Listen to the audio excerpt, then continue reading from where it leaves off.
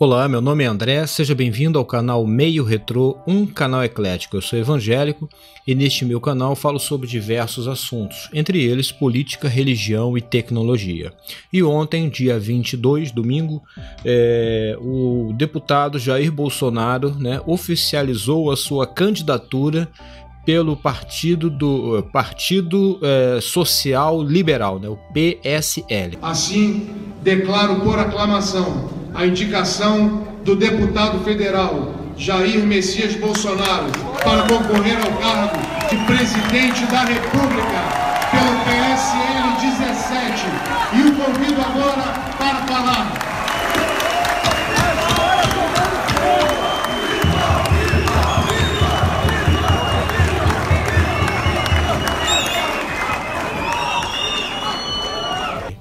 E apresentou como vice a Janaína, tá até aparecendo a foto dela ali, né? Janaína Pascoal, mas ela até o momento não aceitou. Mas ela fez um discurso maravilhoso e eu quero aproveitar e mostrar, tá? O discurso foi longo, né? Eu vou colocá-lo aqui na íntegra. E você preste atenção, você que gosta de política, que está começando como eu, a se inteirar na política, né? Eu só comecei os meus olhos sobre política só se abriram a partir de 2010, né? Com a eleição da Dilma Rousseff. Então, e antes de eu começar, só mostrar uma coisa aqui para vocês, vamos passar aqui para o trabalho. Aqui, nós estamos aqui no site da revista Veja, tá? De uma matéria de um esquerdista aqui, Ricardo Noblat, que ele publicou hoje, né? Primeiramente, note que a revista Veja é de esquerda, tá? Ela já coloca a foto da Janaína numa certa posição como se fosse uma louca. A ideia é essa, né? E depois, no discurso desse repórter aqui, ele diz o seguinte: quem brilhou na convenção do PSL, que lançou Jair Bolsonaro para presidente da República, não foi o candidato, chamado o mito por seus fanáticos seguidores. Ou seja, quando refere-se a Bolsonaro, somos fanáticos, né? Mas ao Lula e aos outros esquerdistas, é todo mundo racional, todo mundo legal. Então eles aqui estão em primeiro lugar. É muito bem bolado essa matéria desses esquerdistas da revista Veja. Primeiro, bota a foto dela como uma maluca. Olha lá, é uma maluca essa mulher. Segundo, tenta fazer com que, tá vendo? Ela é mais importante, Bolsonaro não é nada. Tanto não é nada que ela é quem cresceu. De fato, ela roubou a cena, né? Ela roubou a cena. Eu acho até que o Bolsonaro, eu fiquei aqui gravando para fazer depois um vídeo separado, desisti. Falou acho que 2 horas ele e acabou falando de tantas coisas e não fiquei, você não lembra de nada. Ela não foi mais objetiva, se bem que no finalzinho ela também se perdeu, ela se alongou muito no que ela havia falado. Se ela tivesse cortado a metade, tinha surtido um efeito melhor ainda, mas tudo bem. Então, essa revista Veja, que é da esquerda, né? Não diria que ela é da esquerda comunista, mas para mim como eu já disse, ou é direita ou é esquerda, é bem e mal. Para mim, esquerda, para mim.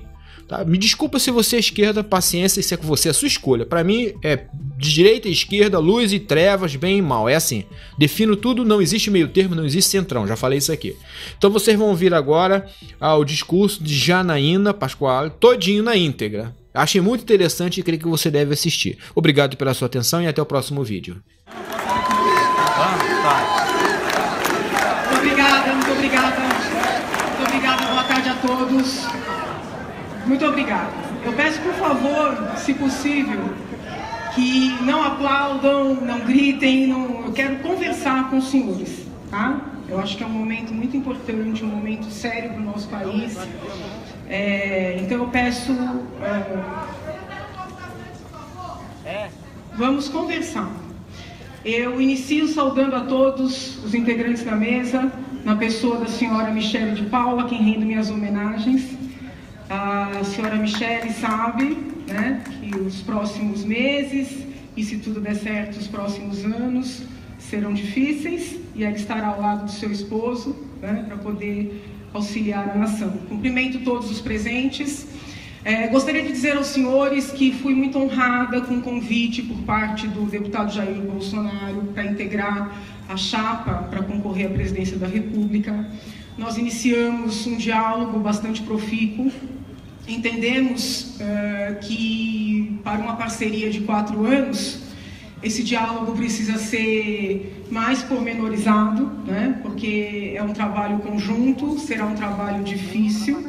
Então, não é possível tomar uma decisão em 2 dias, né? Nós temos aí os prazos da Justiça Eleitoral, claro que cumpriremos esses prazos, e estamos dialogando, né? Qual é a minha mensagem para os senhores hoje? Na verdade, são algumas. Mensagem número 1. Por que eu me levantei contra o PT num primeiro momento? Tá? Eu me levantei contra o PT porque eu vejo no petismo, e chamamos de petismo alargado, um totalitarismo. Né? Eu que vivo dentro da universidade, sei bem o que é você divergir isso aqui. Não precisa ser completamente antagônico, basta perguntar por quê. Você levanta a mão num evento, numa reunião, numa aula, numa palestra, diz, mas por quê? Você não precisa dizer sou contra. E a reação é extremamente violenta. Então, num primeiro momento, o meu alerta piscou quando eu percebi esse totalitarismo crescente dentre os formadores de opinião, no âmbito político, o aparelhamento dos vários órgãos, apenas as pessoas que concordavam sendo admitidas, e, vamos dizer assim, subindo nas respectivas carreiras. Então, uma dominação das mentes. Então, a minha primeira resistência ao petismo alargado foi essa dominação das mentes. Num segundo momento, algumas bandeiras que são muito presentes na mentalidade do petismo alargado. Um desmerecimento constante da vida. Não havia uma discussão se é melhor criminalizar, descriminalizar, diminuir pena, por exemplo, com relação ao aborto. Existe um discurso de que o aborto é um direito fundamental. Então, esse discurso, quando levado para dentro de uma sala de aula, para meninas de 17, 18 anos, é um discurso cruel com estas meninas de 17, 18 anos. Também com relação às drogas, o diálogo não é o seguinte, olha, é melhor tratar criminalizando, descriminalizando, legalizando. Eu particularmente sou contra, mas eu sou uma pessoa extremamente aberta ao debate. O discurso que me incomoda é o discurso de alguém que entra numa sala de aula e fala para meninos de 17, 18 anos que droga é liberdade, quando todos nós sabemos que droga é prisão. Eu não estou falando aqui da prisão do corpo, da pessoa praticar algum crime e ser presa, é a prisão da dependência, a prisão da destruição daquela potencialidade. De um tempo para cá, venho percebendo também uma necessidade de normalizar a sexualização da criança e do adolescente, em tenra idade, e vejo isso com muito maus olhos. Então eu comecei já há muitos anos, não é de agora, eu sou professora universitária há 20 anos. Então, há muitos anos que eu venho percebendo essa movimentação totalitarista e essas pautas preocupantes. Então, é uma história, eu estou trabalhando há muitos anos, estou nesse caminho, não é de agora. Quando eu pedi o impeachment da presidente Dilma, eu disse para todo mundo que teve a curiosidade de me perguntar, que eu não estava pedindo o impeachment da presidente Dilma com o intuito de tirar a presidente Dilma e colocar outras pessoas para fazerem a mesma coisa ou algo parecido. Porque é muito comum ouvir o seguinte discurso, o PT perdeu a mão, o PT roubou demais. O que tem subtendido nesse discurso? Que roubar um pouco menos pode.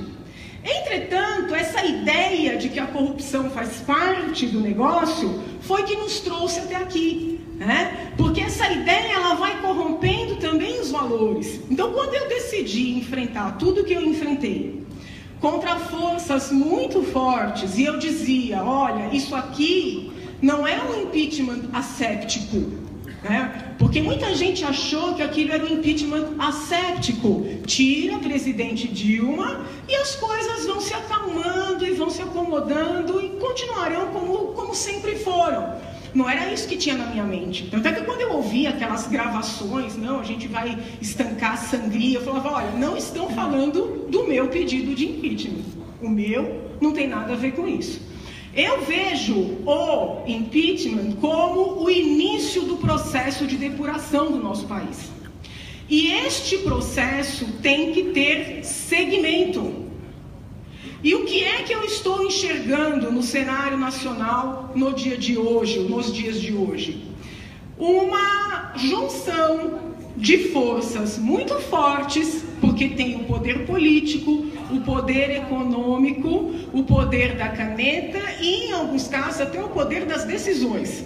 Então, essas forças estão se unindo em torno de interesses escusos, né? Mais poder, mais dinheiro e impunidade, de forma a colocar em risco todo o meu trabalho. Eu corri risco de todos os níveis que os senhores possam imaginar, tá? Prejuízos de todos os níveis. Então, quando eu vejo essa movimentação, essa união para destruir o meu trabalho, eu estou procurando alternativas. Os senhores conseguem entender isso? Por quê? Porque eu entendo que o nosso país precisa desse processo de depuração. Não é caça às bruxas, não é perseguição, não é prender as pessoas por tudo e qualquer coisa, porque a prisão é sim a última arma do Estado. O professor Guedes citou aqui Hobbes, eu sou bem hobbesiana, professor, né? A gente só recorre ao Estado, o Estado tem que respeitar o indivíduo, então a prisão é a última arma do Estado. Agora, é necessário fazer a responsabilização de quem precisa ser responsabilizado. E, pelos meus estudos de direito penal, eu tenho a convicção de que esta impunidade entre os poderosos, e eu não estou falando de ricos, eu estou falando de poderosos, porque não basta ter dinheiro para ficar impune nesse país, né? É necessário ter poder, ter acesso. Nós não temos só um problema de corrupção, nós temos um problema grave de tráfico de influência nesse país. A corrupção está tão arraigada que quando a gente vislumbra uma situação de tráfico e de influência, ela parece natural. Então, essa impunidade que está estabelecida nas altas esferas de poder, ela reverbera para as camadas inferiores. Então, o cidadão que está lá na ponta, ele não tem estímulo nenhum de cumprir a lei. Pelo contrário, você pega um menino que nasce na periferia, tá? E aqui eu não estou fazendo o discurso de que a pobreza justifica o crime, não. Mas o menino que vai no posto de saúde e vê a mãe ser maltratada. O menino que vai para a escola, né, e tem que enfrentar, às vezes, tiroteio para chegar na escola e não tem um professor para dar aula. Ele olha para cima, ele vê políticos poderosos, empresários bilionários à custa do dinheiro público, que foi isso que a gente denunciou durante o processo de impeachment, né? À custa do BNDES, da Caixa Econômica Federal, com isenção de impostos, quebrando as empresas pequenas e médias concorrentes. Ele vê essa gente toda se safando. O que ele diz? Ele diz, eu vou pro tudo ou nada. Então, nós estamos vivendo uma situação de falta de normas. É uma anomia que estimula quem está embaixo a delinquir. Vejam, senhores, que eu não estou falando o seguinte, olha, as pessoas delinquem porque são pobres, porque são carentes, porque nós sabemos que a grande maioria da população brasileira sofre dificuldades e não vai para o crime. Agora, quando as pessoas têm uma vida difícil e elas olham para cima e veem os poderosos fazendo o que for e com eles nada acontece, ocorre a revolta. Poucas pessoas sabem disso, mas durante o processo de impeachment eu recebi cartas de presidiários. Esses presidiários me escreveram para agradecer o que eu estava fazendo. E eles em nenhum momento disseram assim, olha, eu sou inocente, disseram assim, doutora, nós estamos aqui pagando o que a gente deve, mas nós estamos com o sentimento de que esse país vai mudar e os poderosos que devem também vão pagar. Os senhores têm ideia do que isso significa? Isso é muito, muito significativo, né? Outra coisa que incentiva a violência, um mesmo magistrado, um mesmo tribunal, dá uma sentença de um jeito, vou utilizar a linguagem jurídica, pratício, e uma sentença absolutamente discrepante e antagônica, num caso parecido, para Caio. Não existe república que se possa apresentar como tal, na qual uma decisão do mesmo tribunal ou do mesmo magistrado seja, nas mesmas circunstâncias, de um jeito pratício e de outro jeito para Caio. É isso que nós precisamos enfrentar. Os senhores estão acompanhando? Então, é muito importante que nós tenhamos em mente qual é a nossa meta. Por que eu estou dizendo isso? Porque não se ganha a eleição com um pensamento único. E mais, não se governa uma nação com um pensamento único. Essa parte é muito importante. Os seguidores, muitas vezes, do deputado Jair Bolsonaro, eles têm uma ânsia de ouvirem um discurso inteiramente uniformizado. Pessoas só são aceitas quando pensam exatamente as mesmas coisas. Reflitam se nós não estamos correndo risco de fazer um PT ao contrário. Vejam, eu não vim aqui para receber aplausos e eu não vim aqui atrás de cargo. A minha fidelidade, e eu falo isso com honestidade porque eu já disse isso para ele hoje de manhã, não é ao deputado Jair Bolsonaro, a quem eu, assim, externo aqui todo o meu respeito. A minha fidelidade é ao meu país.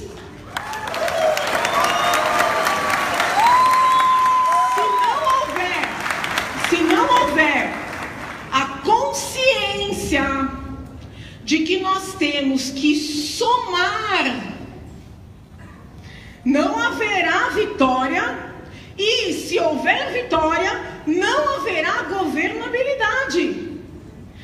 Nós temos que pensar nos dois momentos, a campanha e a governabilidade. Nós temos um povo multifacetário. Às vezes um grupo concorda com o outro num ponto, discorda de outro. Se nós construirmos um quadradinho e quisermos que todo mundo esteja dentro daquele quadrado, nós estamos limitando a possibilidade de vitória e a possibilidade de governar.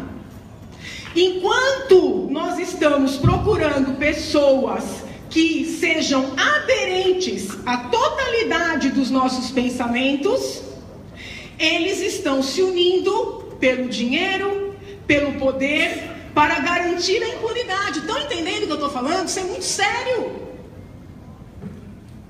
Não é hora de olhar com lupa e selecionar quem concorda com a gente, venha, quem não concorda, saia. Isso não existe numa república e numa democracia. Nós temos que ter linhas mestras, né? Quais são as linhas mestras? A valorização da vida, proteção da juventude e enfrentamento da criminalidade, sobretudo de poder, porque é essa que mina todas as outras partes da nossa nação. É isso que tem que nos unir. Estão compreendendo? Então eu peço aos senhores que reflitam sobre o que eu estou dizendo, né? Eu sou uma pessoa que dialogo com todo mundo. Sou muito firme nas minhas convicções. Estou fechando. Sou muito firme nas minhas convicções, né? Eu vim aqui não com o intuito de aderir, de dizer, olha, estou contigo e abro mão de tudo que eu escrevi, de tudo que eu falei. Porque houve um presidente que falou, esqueçam o que eu escrevi, né? Não é isso que eu quero, né? Eu vim aqui disposta a somar, não por um plano de poder, disposta a somar por um projeto de país. Se nós não formos capazes de somar, nós não somos capazes de governar. Porque as pessoas podem discordar da gente e serem honestas, e serem corretas, e quererem trabalhar, e quererem se unir, e quererem enfrentar quem precisa ser enfrentado. Nós não podemos cair na armadilha deles, que é a armadilha da cisão. É verdade. Né? Quando a gente diz, você é bem-vindo porque você concorda com todos os pontos da nossa mentalidade, não tem diferença para eles. Então, quais são as linhas mestras? Você é bem-vindo. Você até tem o seu pensamento diferente, mas você está conosco nas linhas mestras. E a gente vai trilhar e construir, né, um país que pode ser o coração do mundo. É nisso que eu acredito. Eu poderia vir aqui e fazer um discurso mais interessante, mais palatável, mas ele não seria útil para a minha nação, né? Eu estou falando aqui para o pessoal do PSL, para os políticos do PSL, mas está todo mundo assistindo, eu estou falando para a nação. O meu convite é de união desse país. É um convite de eleição de linhas mestras e é um convite de rumar a esse Brasil com o qual todos nós sonhamos.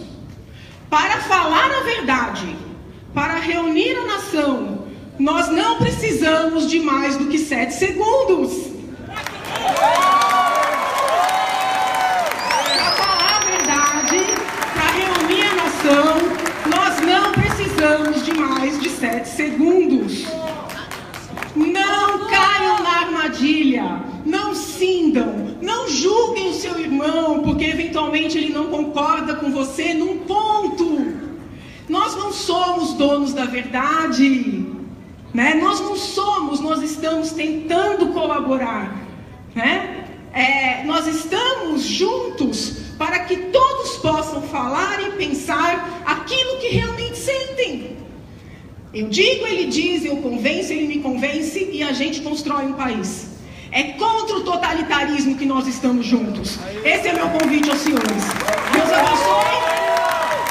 Eu acredito em Deus, mas eu não vou pedir ninguém para acreditar em Deus. Eu vou pedir aos senhores para acreditarem no Brasil e em cada um dos indivíduos que formam essa nação. Tá bom?